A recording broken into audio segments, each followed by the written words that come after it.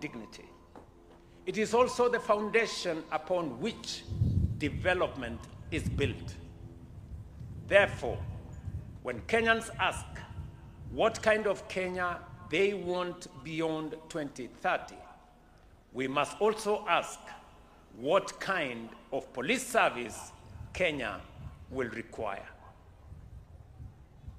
As law enforcement officers, you are not merely guardians of today's peace. You are partners in building Kenya's future. To our distinguished police officers, the government recognizes that performing policing or reforming policing cannot consist only of demanding more from our officers. We must also improve the conditions under which they live, work, and serve. We cannot demand professionalism, integrity, and sacrifice from our police officers while remaining indifferent to their remuneration, housing, healthcare, equipment, career progression, and psychological well-being. That is why we have progressively implemented the recommendations of the Presidential Task Force on Terms and Conditions of Service and the reform of the National Police Service, Kenya Prisons, and the National Youth Service. The three-phase review of police remuneration has now been completed. Entry-level basic pay for police constables has risen from 21,000 at the beginning of the review to 29,000, an increase of 36%. Salaries across other ranks have also been adjusted upwards.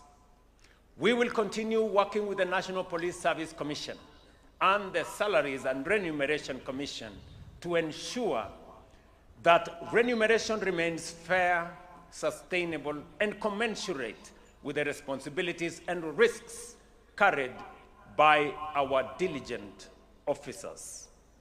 We are also addressing the long-standing deficit in police accommodation. Under the National Institutional Housing Program, the security sector has now a pipeline of 47,000 housing units across 165 projects. Of these, more than 2,000 units are already complete, over 9,500 are at various stages of construction, and a further 24,000 are under procurement. Major developments are underway at the Kiganjo and the General Service Unit Headquarters in Ruaraka, GSU Training School in Embakasi, and at other strategic locations across the country.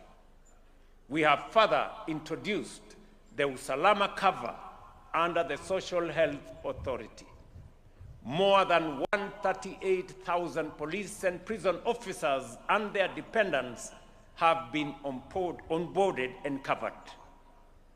The cover provides access to primary health care, inpatient and outpatient treatment, specialized care, and other essential benefits without co-payments or administrative barriers that previously burdened many officers and their families.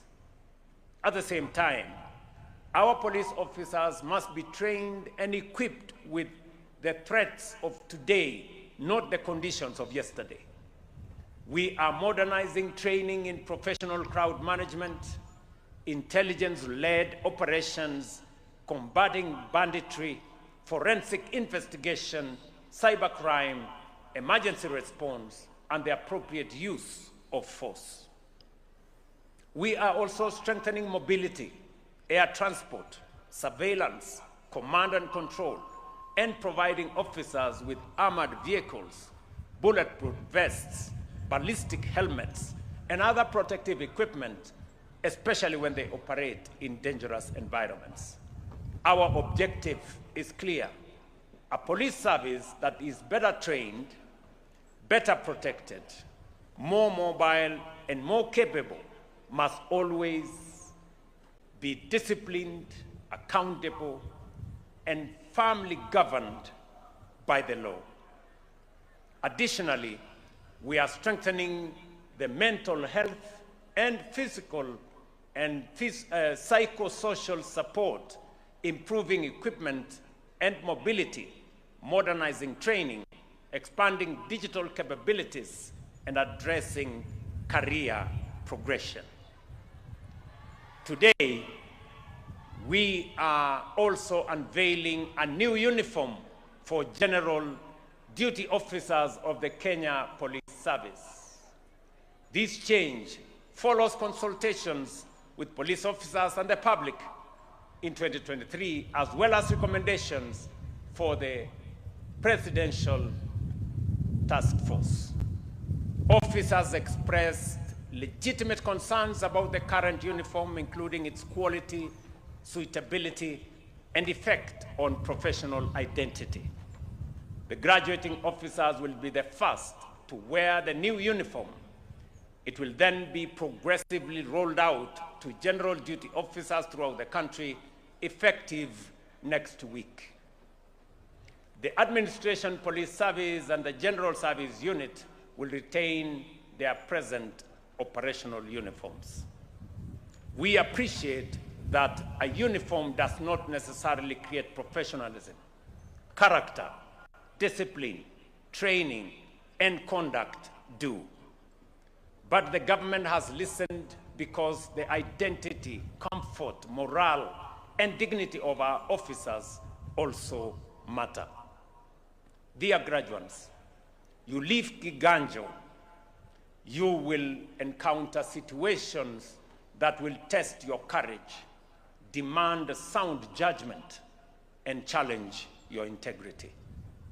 In those moments, remember that the person standing before you is not merely a suspect, protester, motorist, traitor, or political mobilizer. That person will be a citizen whose rights you have sworn to protect.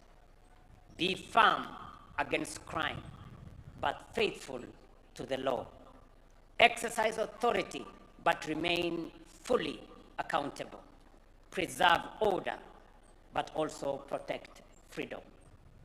Let the innocent find protection in your presence. Let the vulnerable find refuge. Let criminals face justice. And let every citizen know that the uniform before them stands for trust, equality, service, fairness, and justice. Your authority comes from the people. Your loyalty belongs to the Constitution. Your duty is to protect the Republic. Wear your uniform with pride, but earn its honor through your conduct. Once again, congratulations to every graduating officer. I wish you courage, wisdom, and distinction in your service to our great Republic.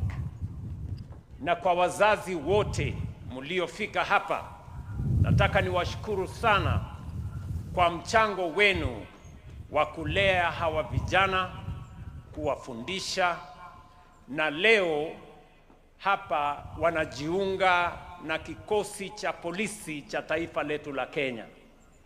Hawa vijana mliotupa kama serikali ya Kenya, mimi nawahakikishia